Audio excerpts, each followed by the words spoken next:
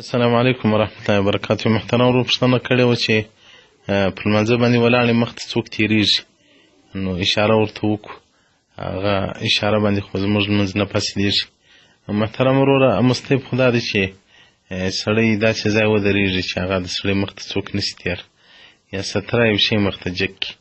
که مسجد وي مخ ته شی نه جګېږي، یا داسې ځای ودرېدی چې هلته مخ ته دې پیلر و، یو بل شی نه و چې ستا مخه ونیسي، نو که څوک ستا مخ ته تېرېدی دوه صورته دي: یا قرات په زوره که چې هغه سړی پوه شي دا په لمانځه ولاړ دی، نو که نه راګرځېدی بره کار مه په لره، او یا یې په لاس سره اشاره ورته وکړه.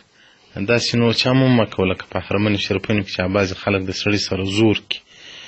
په مکه مکرمه کې خو حدیث راځي، رسول الله صلی الله علیه وسلم وایي په حرم مکې کې که څوک د چا مخ ته تېر سي پروا نه لري، خو بعضې خلک به داسې په سړي پسې ورعلا که تر لاس به تکیه کوي، هغه لمونځ فاسدوي. اشاره ورته وکړه په لاس باندې، او ښځې دي بیا تسبیح کوي، دغه د راسته لاس په ګوتو دي، دغه د چپه لاس مخ ټکوي. رسول الله صلی الله علیه وسلم بارک څخه یو روایت دی چې د ام سلمې راوتنه کرده لمونځ کاوه، د هغې زوی عمیره تېرېدی، رسول الله صلی الله علیه وسلم اشاره ورته وکول چې ودرېږدی ودرېدی. بیا د هغې لور زینب رضی الله تېرېدله، رسول الله صلی الله علیه وسلم اشاره ورته وکوله، دا نه ودرېدله. نو کوم وخت چې لمونځ خلاص، رسول الله صلی الله علیه وسلم بارک ورته وویل: ناقصات عقل ناقصات دین، تاسې عقلونه هم ناقص دي، دین مو هم ناقص دی.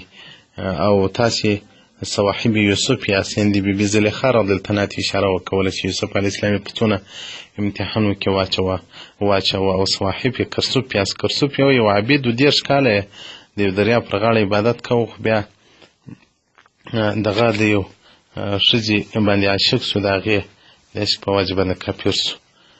نو رسول الله صلی الله علیه وسلم بارک اشاره وکوله، یعنې په لاس باندې هغه